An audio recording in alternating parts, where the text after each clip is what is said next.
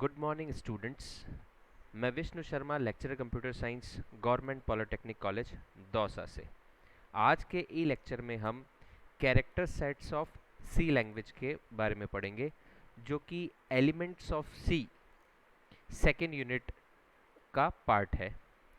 ये subject code CS 201, EL 210 और ME 210 subject code से रिलेटेड है और सिलेबस के सेकेंड यूनिट का फर्स्ट पॉइंट है character sets of C.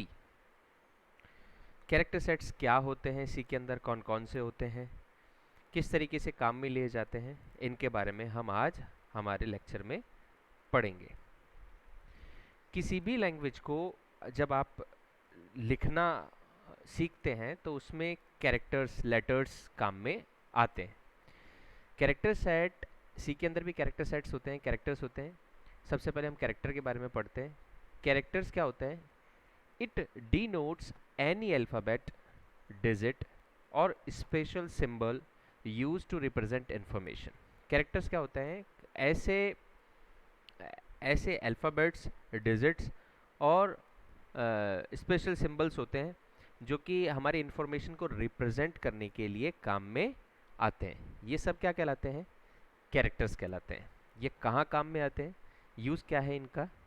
Use है, these characters can be combined to form variables. इन कैरेक्टर्स को हम कंबाइन करके, मिला करके हम क्या बना सकते हैं? वेरिएबल्स बना सकते हैं। देखिए कैरेक्टर्स में क्या क्या आया? अल्फ़ाबेट्स, डिजिट्स और स्पेशल सिंबल्स।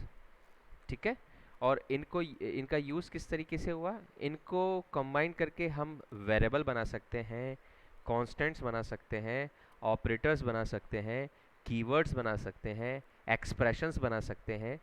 तो ये सब कैरेक्टर्स की हेल्प से ही हम अपनी लैंग्वेज के प्रोग्राम्स को लिखते हैं, लैंग्वेज को लिखना सीखते हैं। C uses constants, variables, operators, keywords and expressions as building blocks to form a basic C program.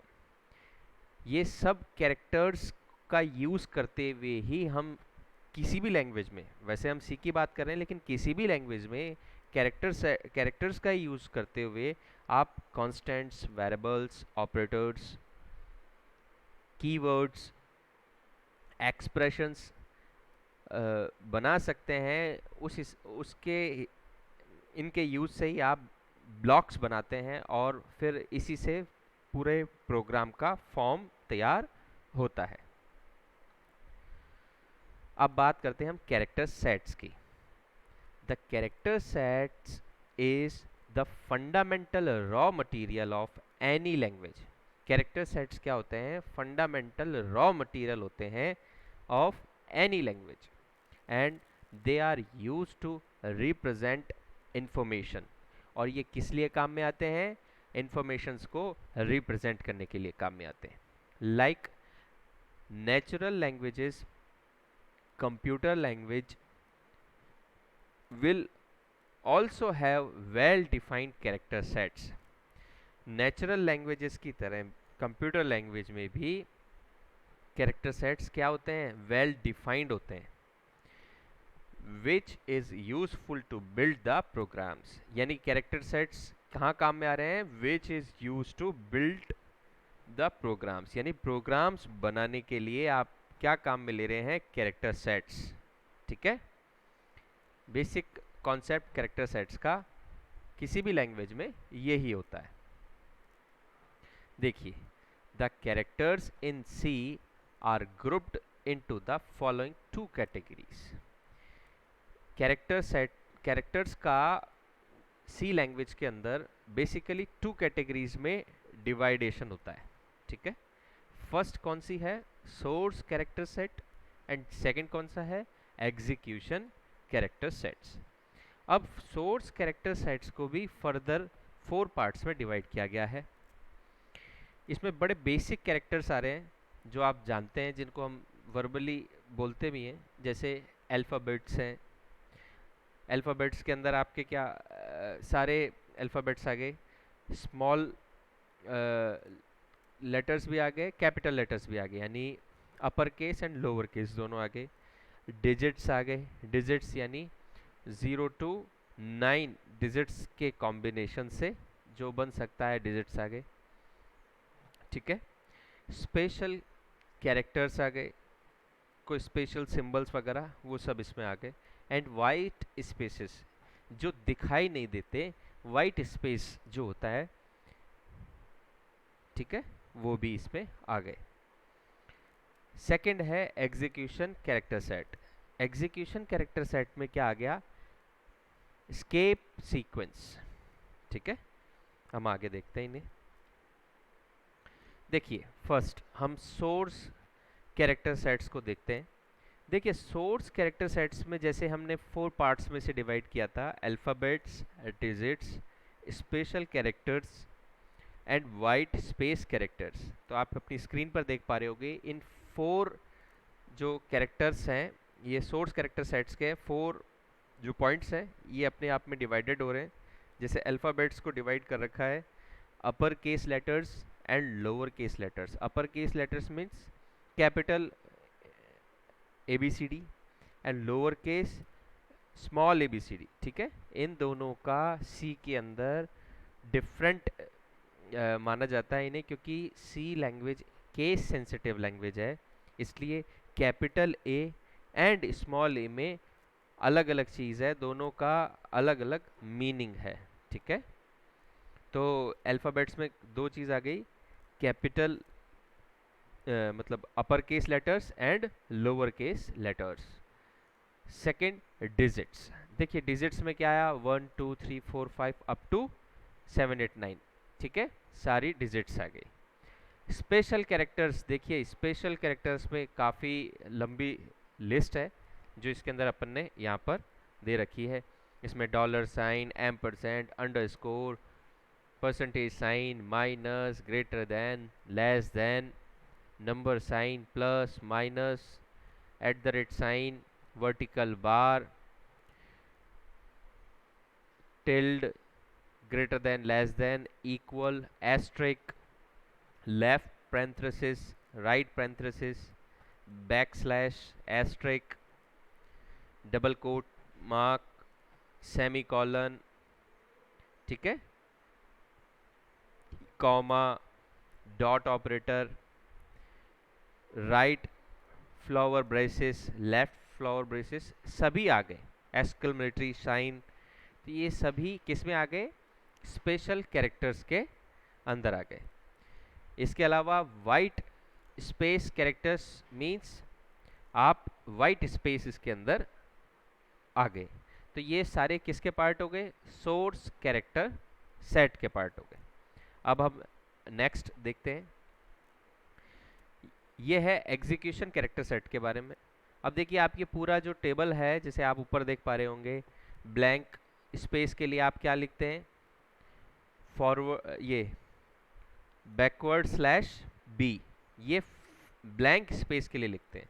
ठीक है, बैकवर्ड स्लैश टी से आप हॉरिजॉन्टल टैब के लिए लिखते हैं, बैकवर्ड स्लैश वी से वर्टिकल टैब के लिए लिखा जाता है।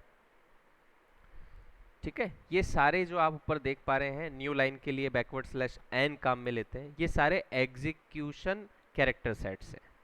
ठीक है, certain ASCII characters are unprintable. ये क्या होते हैं? अनप्रिंटेबल होते हैं। सर्टेन आस्कीज characters are unprintable which means they are not displayed, जो कि डिस्प्लेड नहीं होते ऑन द स्क्रीन और printer. Those characters perform other functions aside from display text. ये कैरेक्टर्स क्या करते हैं? परफॉर्म करते हैं other function aside display text. ये डिस्प्ले टेक्स्ट के अलावा अदर ऑपरेशंस फंक्शंस परफॉर्म करते हैं। Example are back spaces, moving to new line और रिंगिंग अ बेल। देखिए रिंगिंग अ बेल अगर आपको अपने परफॉर्म में कहीं करवाना है तो आप ऊपर सेकेंड लाइन के लास्ट में आप देख पा रहे होंगे बैक स्लैश ए, ये किसका सिंबल है? अलार्म बेल का। ठीक है, तो ये जो एग्जीक्यूशन कैरेक्टर सेट्स होते हैं ये सब डिस्प्ले के काम में नहीं आते, ये other than display function perform करते हैं और इनकी हेल्प से आप moving to new line, ringing a bell, back spacing, इस तरीके के डिफरेंट डिफरेंट ऑपरेशंस काम में ले सकते हैं, जिनकी लिस्ट आगे अपन ने अपने इस पीपीटी में स्लाइड्स में लगा रखी है। They are use to output statements, ये सब काम में आते हैं आउटपुट स्टेटमेंट्स में। Escape sequence usually consist of back slash and letter. ये क्या होता है? ये जितने भी एग्जीक्यूशन कैरेक्टर सेट्स होते हैं ये यूजुअली स्केप सीक्वेंस कहलाते हैं, और स्केप सीक्वेंस यूजुअली क्या होता है? बैक स्लैश को रखते हैं और एक लेटर को अपने साथ रखते हैं, और कॉम्बिनेशन ऑफ डिजिट्स, और इसके अलावा कॉम्बिनेशंस ऑफ डिजिट्स भी हो सकता है बैक स्लैश के साथ में। An escape sequence is considered as a single character but valid character constant. They are employed at the time of execution of program. ये कब काम में आते हैं? एग्जीक्यूशन ऑफ प्रोग्राम के अंदर काम में आते हैं। Execution character sets are always represent by backslash. ठीक है, बैकस्लैश ये कॉम्बिनेशन किसके साथ बनाते हैं? बैकस्लैश फॉलोड बाय कैरेक्टर, जो कि कैरेक्टर्स या डिजिट्स के साथ काम में आता है। Note that each one of character constant represent one character although they consist of two characters। ठीक है, ये टू कैरेक्टर्स कंसिस्ट करते हैं। These characters combination is called escape sequence। ठीक है, बैकवर्ड स्लैश के साथ जब आप लेटर एंड डिजिट्स को काम में लेते हैं तो ये escape सीक्वेंस कहलाते हैं।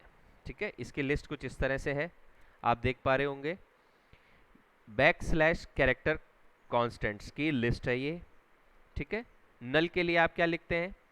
बैक स्लैश 0, इसकी आस्की वैल्यू क्या होती है? 000। ठीक है, और रिजल्ट नल आएगा। अलार्म बेल के लिए जिसकी आस्की वैल्यू 007 है, back slash A, beep sound इसमें क्रिएट होगा। बैक स्पेस के लिए जिसकी आस्की वैल्यू 008 है, बैक स्लैश बी आएगा। मूव प्रीवियस पोजीशन, वापस प्रीवियस पोजीशन में आप पहुंच जाएंगे।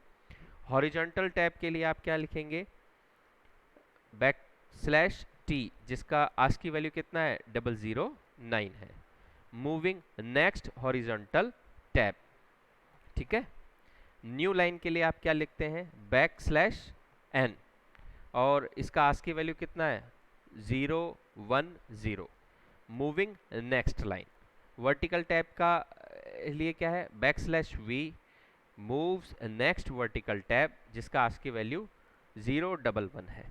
ठीक है, इस तरीके से आप ये सारी टेबल को आप अपने प्रोग्राम्स के अंदर काम में ले सकते हैं, और ये क्या कहलाते हैं? Execution character set. तो इस तरीके से आपने देखा सोर्स कैरेक्टर सेट और एग्जीक्यूशन कैरेक्टर सेट, जो कि पार्ट हैं सी के अंदर कैरेक्टर सेट्स के। इनको दो कैटेगरी में डिवाइड किया जाता है। तो इस तरीके से आपने कैरेक्टर सेट्स के बारे में आज देखा। तो अब हम हमारे नेक्स्ट लेक्चर के अंदर एलिमेंट्स ऑफ सी के अदर टॉपिक्स जो कि हमारे सिलेबस में है सी प्रोग्रामिंग लैंग्वेज के, उन टॉपिक्स के ऊपर क्या करेंगे? डिस्कस करेंगे। Thank you so much.